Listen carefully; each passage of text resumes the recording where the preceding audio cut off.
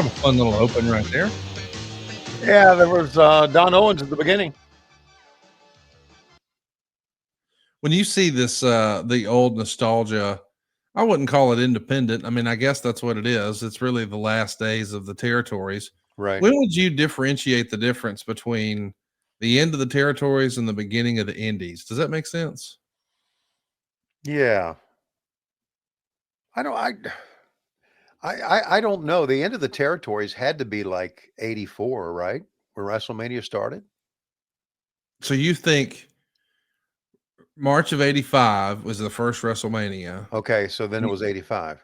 You think that was the sort of the death knell for the territories? Yeah, pretty Okay. much. Or maybe WrestleMania 3. Mm. I don't know. There were still running territories, but I mean, what was the death knell for the territories was Vince's show looked so good and everybody else's show looked like shit. Not everybody else's, but a lot of the shows did. Well, this is This is Scotty again, isn't it? yes, it is. Let's take a listen. You said you're going to give me an answer tonight, and I'm dead serious. Hold the mic, Cos. Ginger, I want to marry you. Will you marry me? Think about this. Really think about it. I've been thinking about it all week long, like I told you I would. And I've made a decision. If you want to marry me, I'll marry you. Yeah. What? What? Ginger? I can't believe this. Hey, you know what? We can get married right here on TV next week. Right in the ring. We'll get married next week. That's great. You gotta be kidding. What? Kind of a soap opera? I have to ask a favor of you. Huh? Whatever you want. I don't care. It would mean a lot to me Anything. if Steve Dahl was our best man. Steve Dahl's your best man. Steve Dahl's your best man? Your best man, too. I'll tell you what, Ginger. You mean more to me than anything. If that's what you want, then I'll do it. Well, we were all Fun absolutely fact: shocked. that valet there, Ginger, is the reason my dog is named Ginger. Explain that one. No, I just made it up. So listen, this is the angle that really put Scotty the Body on the map. It's a big wedding angle that's going to serve as the climax of a love triangle story with the valets Ginger and Veronica. Mhm. I think he's going to leave Ginger at the altar to run away with Veronica, revealing that the proposal was a big sham. And if Veronica looks familiar to you, Tony, it's because she would also be Vivacious Veronica in WCW in 1991 for a cup of coffee for Steve Austin before Lady Blossom arrived. Okay. Also here in 1989 in Portland, the grappler, Lynn Denton, he is officially the booker, but Roddy Piper, who was back in the WWF by this time, was secretly booking the shows with him. I thought that was interesting. Why do you think that Piper had such a soft spot for Portland? Is it all just the relationship with Don Owen, or what do you think? No, it had to be the relationship with Don Owen. And Don, did I ever tell you about my phone call with Don Owen? Hey, let's listen to that. But first, let's listen to Okay. Veronica here. I don't understand what this is. She looks like a guinea pig. I mean, look at me. Look at her out there. She looks like a nasty rat. I just can't believe that he's doing this to me. He doesn't know how much it hurts me. It really makes me so upset. All right, take it. I can't talk about it anymore. She is really upset. Okay, so you were going to tell me you had a conversation. Yeah. When I started working in the office for Jim Crockett Promotions, Jimmy had me talk to promoters that he was sending talent to, like Don Owens. I talked to Vern Gagne. I think I remember. I'm definitely talked to those two. Angelo Mosca up in Canada, and I would send black and white photographs of our guys, like press packets. And so I got talking to Don, and I said, "Hi, I'm Tony Schiavone in Jim Crockett's office. How you doing?" He said, "Not so good." I said, "Okay." He said, and I didn't even ask him. He just went on, and he said, "Pretty soon, I have just a little bit of money left, and pretty soon I'm gonna have to be paying these boys in sides of cattle Some of my cattle, I have to butcher them off and pay them in steak. I said, okay, I'm going to send you these. He said, well, tell Jimmy, give me my best. I said, all right. But I could just tell that he was like really on the downslide, right? And that's kind of and of course I started working for Jimmy full time in 85. And so there's about the time, 85, 86, that the territory started going down. And again, I really think it's because the way things looked. Let's listen to Scotty here in this. Yeah. You nappy looking. You a nappy looking girl. I would. Oh! Look at it. I fooled all you people. You thought I'd marry a bimbo like her? She's a tramp. She's a bimbo from the word go. I wouldn't marry nothing like her. Like I told you, I wouldn't marry nobody because I'm Scotty the Body, the New Jersey stud, and there's too many women that haven't experienced me yet. Come here, baby. That's right. But if I was going to marry someone, she'd look like this. I can't believe what, Tom, I can't believe what we're seeing and what we're hearing here. Ginger has been stood up at the altar, so to speak, and there goes, oh my word, this is too much. Let's get out of here. We'll take a break. We'll be right back. What is going on?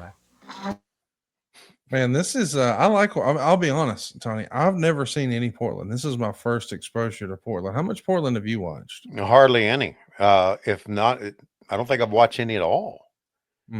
I think, is there a story that Vince allowed Roddy to do this? Yes. Yes, he did. Well, he respected that Piper wanted to be loyal to a guy. And I guess he thought, hey, if he'll be loyal for him, he'll be loyal for me, sort of deal.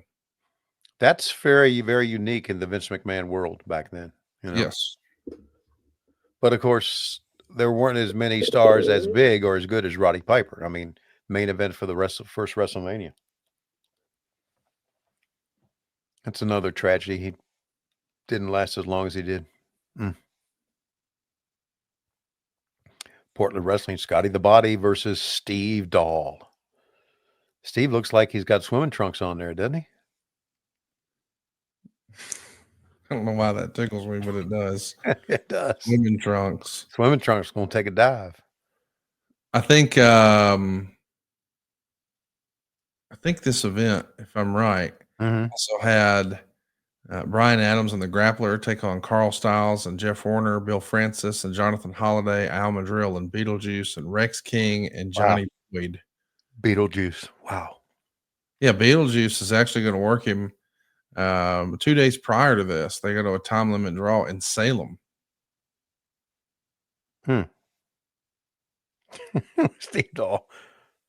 I'm going to go ahead and give me one of these, and I'll give him one of those. And I give him one of these. We got a live studio audience with us. We greatly appreciate all of you guys hanging out with us. Andre Canty says Portland is all new to me. Wow. DJ Stevens says Portland Wrestling aired on TV from July 10th, 1953 to December 28th, 1991. Wow. On KPTV and KOIN TV. And Bobby reminds us that Steve Dahl versus the Mauler in 96 was the match where Scott Hall came down through the audience and kickstarted the NWO storyline. Wow. That was Mike Enos, is it not? I thought it was Enos too. Huh. Well, anyway, good stuff. And that just tells you how long that Portland wrestling lasted. 53 to 91, dude. Yeah, that's great stuff. And you know, it was one of the what's the word I'm looking for here? One of the strongholds of the NWA. Oh yeah. Yeah, just like Central States Wrestling with Bob Geigel, and just like Florida with Eddie Graham, and Carolina with the Crockett's. You know, those were all NWA strongholds. SaveWithConrad.com. My name's Daryl. Came from Massachusetts and I moved to Wisconsin. And there's a lot of people that might be asking, why go with Conrad? Why go with Supreme Lending? And let me tell you something, brother. I think about the credentials, the tag team partner that I'd be working with. First of all, we got the Podfather himself, Conrad. How can you go wrong with that? And then also go on to SaveWithEric.com, which, you know, who else could have kicked Vince's ass for 83 consecutive weeks? You can't beat that duo right there. But they did bring a secret weapon, and I didn't realize this because this was not advertised. I worked closely with Larry the Axe Thompson.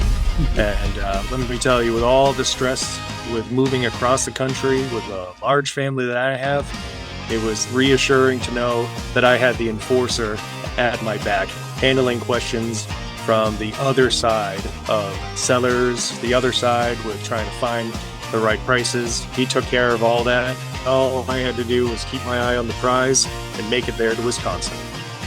They were absolutely fantastic. They checked in on me, especially Francis, very patient with me.